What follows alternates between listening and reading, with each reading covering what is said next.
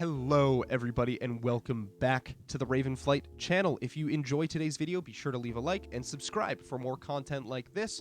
Leave a comment with your input, with anything you want to see from the channel, any responses, things you think I can improve, etc., etc. I'm really just trying to grow right now and just put content out, improve as a creator, and become a creator, hopefully. That's the goal. Anyhow, the point of this video is to talk about ESL Pro League Season 17. More specifically, Group A, the group we're going to be watching for the next 4 or 5 days, and who I believe is going to come out on top, who is going to progress into the next round of the playoffs, and just some of the storylines that we've got going into this group. Starting off with the first game of the tournament, at least one of the first games of the tournament. The way that these opening matches are set up is there are 2 at 10 a.m. Eastern Standard Time. That's East Coast America, or at 4 p.m. Central European Time, where the games are happening in Malta. And one of those first matches is MIBR and Fnatic. What I'm looking at with Fnatic is whether or not they're going to be able to contend and push for successful playoff runs relative to where they are with this lineup, or if they're going to need to add and remove some pieces.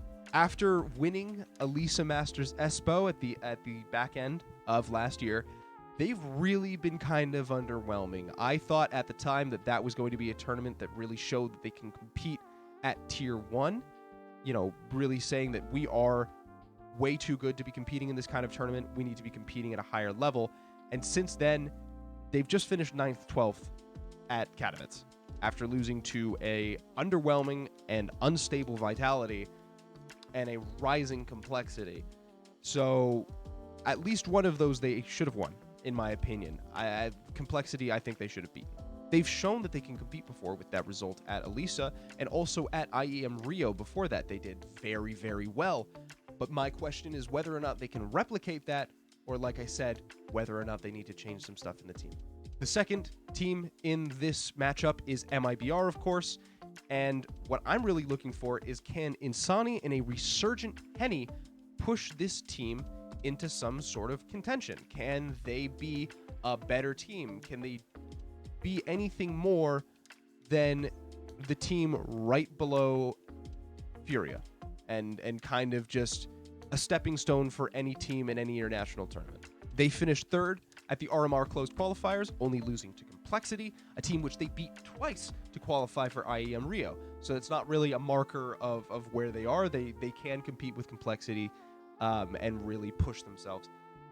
Insani and Henny, like I said, are huge pieces in this team. They're both averaging 1.23 HLTV ratings.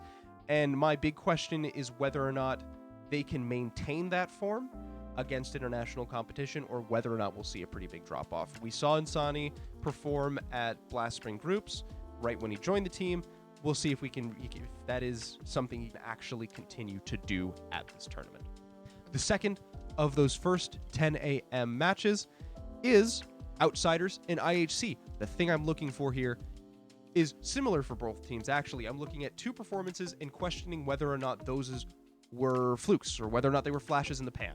For Outsiders, I'm looking at Rio. I'm looking at whether or not that success is replicable, if that's something that they can continue to do, or if it's just kind of there. If they won it and now they're never going to really do anything again. Since winning Rio, Outsiders have been pretty poor at most events. They haven't progressed past the first round of any playoffs. They didn't make the playoffs of last World Finals, and they lost 2-0 in dominant fashion to Na'Vi at Katowice. This is after they've replaced Norbert with Chiron, which is remains to be seen, really, whether or not this will drastically improve the team. My opinion on Outsiders, anyway, is that they have the potential to keep succeeding, but I'm really not sure if they will. That's kind of where we stand right now. Now, for IHC, like I said, it's a similar kind of theme to Outsiders. I'm wondering whether or not their performance at Katowice, which for their level of competition, which they face most of the time, they really showed up at Katowice. I was really impressed by them, specifically with Score and Techno and Annihilation. Annihilation's by himself is cracked. The 3 of them together are really great. I'm wondering if that performance at Katowice was just a one and done, or if we're really going to see them step up and be that kind of top of tier 2 level team that I think they could be. Like I said, at Katowice, they had a really great performance. They beat Furia, Pain, and Cloud9 in best of threes. They only lost to FaZe and Liquid in best of threes, which that's just down to a rough draw. They played FaZe, Liquid, and Cloud9 all in a row. They beat Cloud9, but FaZe and Liquid are right now better than Cloud9 as teams, and those aren't games that you expect a team like IHC to win. Next, to the next second set of games. These are happening at 1:30 Eastern Standard Time or 7:30 Central European Time. The first one is Cloud9 and Evil Geniuses. What I'm wondering is whether or not Cloud9 can recover from a very poor Katowice and overall a downward trend since winning IEM Dallas last year. Since winning IEM Dallas, like I said, they've been on a very, very downward trend. They finished 9th, 12th at Cologne right after winning Dallas, bounced up to a 3rd, 4th finish at the last iteration of Pro League, and then fell to a 5th, 8th at Rio, and then dead last at Katowice just a few weeks ago. Buster has looked kind of like a downgrade or a sideways move, hasn't really looked like the upgrade that they claimed he would be, and Nathany really has been way under the level that we'd expect him to be at, calling and just in terms of his own individual performances. I think that's a piece that's really going to need to step up if we expect to see Cloud9 improve and contend. Whether or not that's going to happen is completely up in the air, though. And really, like I'm going to say for most teams, I think they have a chance to. I think that they will, but they haven't shown us much yet, so I'm doubtful. Now, one team that I don't have any kind of hope for, and I will say without any kind of doubt, are in the bin and are going to continue to be in the bin, is Evil Geniuses. They are continuing to capitulate constantly. They did not qualify for the RMR. They have not qualified for IEM Rio as of the time of recording, and really overall have shown that the blueprint model that Evil Geniuses instituted that has worked for them in other esports really just isn't working. And honestly, Evil Geniuses right now is a team where you just kind of blow it up. I don't know who you keep, who you get rid of, but there is no sign of marked improvement for this team at any of the at any of the tournaments they've been at. Period. That's it. I think we thought that that's what we're going to get when they beat Heroic, but then they fell off completely after that.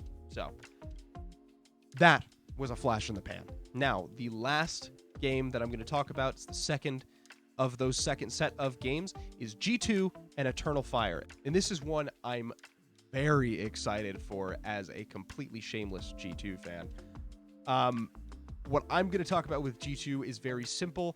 Can they continue winning? That's just about it. That's all that we need to see from G2. They've already shown us that they can do everything, but we need to see if they can continue this trend that they are on right now, because currently they look freaking unbeatable, if I'm being honest with you. They're on a 15-match unbeaten run. They've won Blast World Finals and IEM Katowice in that time, as we know. They've qualified for the RMR, and they look unstoppable on Nuke. And I've seen a lot of people talking about this, and I just want to address it quickly. I've seen a lot of people complaining about teams picking Nuke against G2. The fact of the matter is, and other more experienced people have pointed it out, that's where the most data is. That's where a team can say, this is where we know the most about G2, because they played it so freaking much since adding JKS and Hooksy. That's a map where people can look at and say, we have data, we know what their tendencies are, and we can try to exploit it. And so people will pick into Nuke against G2, because eventually the streak will snap. Until then, you're just building up more and more and more data on how G2 perform on the map. With G2, we're looking at a potential Grand Slam run. Honestly, if they win this, they've got 2, and there are a slew of IEM events that are applicable for the Grand Slam coming up, and it's exciting. It's very exciting. As an aside as well, I was talking about Nuke earlier.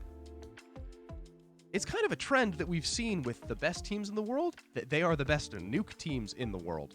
Na'Vi, we go back to, I'm just going to talk about, the end of the pandemic and onwards, just for simplicity's sake. Na'Vi were the best team in the world for a very long time, and they were the best team on Nuke for a very long time. They had a 20-plus unbeaten streak on the map.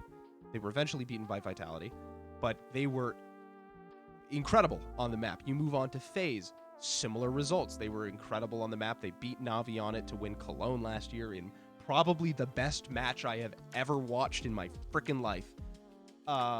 And then Heroic, I'm going to ignore Outsiders for a second because they perma-banned the map, but Heroic look really good on Nuke. And now G2, we're seeing the streak build up. We're seeing them really perform on the map all the time. Now, the last team that I'm going to talk about is Eternal Fire. They finally won an international tournament.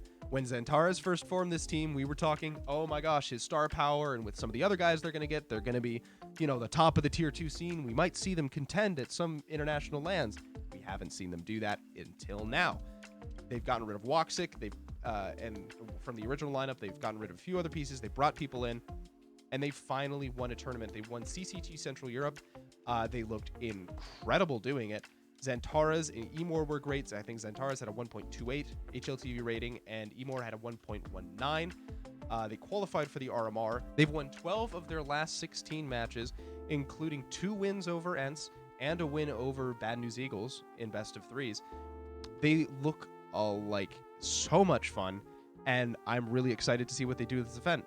Now, on to the last part here. I'm going to talk about who I believe is going to move on from this event just quickly. I'm not going to talk about each stage of the tournament because that would be very long and very boring, and nobody wants to hear me talk about that. So I'm just going to talk about who I think is going to progress and how they're going to do it. I think G2 and Fnatic are going to progress from the upper bracket final. I think G2 will win that match, but as long as you qualify for the upper bracket final, you qualify for playoffs.